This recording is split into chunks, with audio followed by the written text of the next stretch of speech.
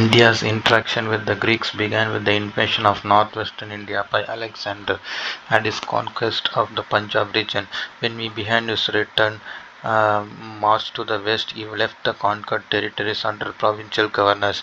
One of the Chandragupta's early military expeditions was against and the foreign intruders. Seleucus Nicator, one of Alexander's most capable dictators, succeeded in making himself the master of the vast territory of Phrygia to the river Indus after 311 BCE. Within a few years, probably around 305 BCE, Chandragupta waged a war against Seleucus and defeated him. This not to savage the defeat that happened to Alexander's governors. Instead, Chandragupta made a peace treaty with Seleucus. Augustinus was sent to the Mauryan capital Pataliputra as the first Greek ambassador. Bindusara, Chandragupta's son, continued to maintain friendly ties with the Greek kingdoms in West Asia. Greek historians refer to ambassadors sent by Ptolemy II of Egypt and to Bindusara's correspondence with Antiochus of Syria. Ashoka also continued the tradition of friendly relations with the Greek kingdoms. His rock edict mentions 5 kings identified as Antiochus II, Theos of Syria, Ptolemy II, Philadelphus of Egypt, Antigonus, Gonadas of Macedonia, Magas of Cyrene, and Alexander of Corinth. This also indicates that the relations of Ashoka with the Greeks extended beyond West Asia, well into the heartland of Greece. We now come across the term Yavana now or Yona for Greeks, which was used throughout India. The word was derived from the Persian word Yavana, which referred to Greeks in India. The term Yavana was used to denote all persons of Greek origin and even the Phoenicians. This regular interchange of ambassadors and correspondents of the as well as the extension of the Mauryan Empire till Afghanistan facilitated regular trade between India to the west as far as Egypt. Trade was carried on by the overland route via northwest Afghanistan and partly by the coastal route along the Persian Gulf and the Red Sea.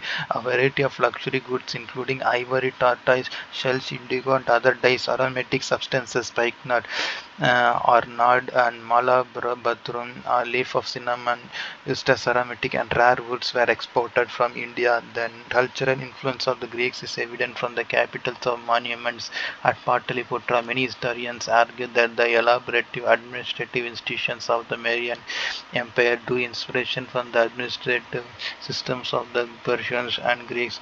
The eventual rise of Indo-Greek kingdoms in western India strengthened those cross-cultural processes, gave rise to a distinct school of art. The Seleucid Empire, which extended from North Afghanistan Bactria to Syria, began to weaken and disintegrate after 250 BCE. The governor of Bactria, Diodotus, revolted against Antiochus II and became the independent ruler of Bactria. In 212 BCE, the king of Bactria was a Greek named Euthydemus. The Seleucid Emperor Antiochus III was unable to subjugate Euthydemus and agreed to negotiate a settlement with him since Antiochus himself needed to turn his attention to the dominations in the west. When Antiochus III did come down to the Kabul River and managed to defeat the local Indian king known as Subhagasena, nothing is much known about this king. It can be referred that the mention of an independent king in the region might be an indication of the weakening of the central authority of the Mauryan Empire after Ashoka's death.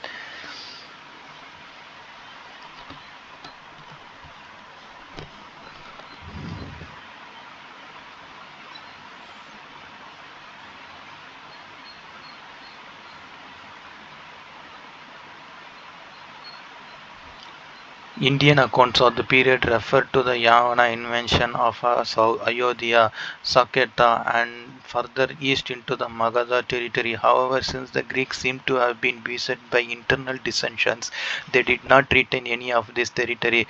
They ceded land to Pushyamitra, to the Sangha emperor who had usurped the throne after the last Mauryan ruler.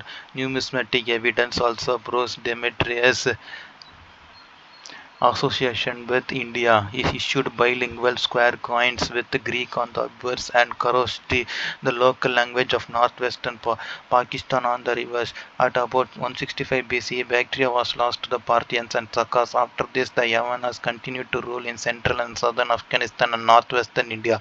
The Greeks continued to be set to power, to be set with internal squabbles among many claimants to power, and the names of more than 30 kings can be identified in their coins.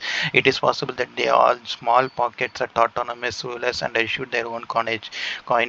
Menander was the best known of the Indo-Greek kings. It is said to have ruled He is said to have ruled a large kingdom in the northwest of the country's coins cover or found an extension area ranging from the valleys of the Kabul and Indus rivers to as far as western Uttar Pradesh.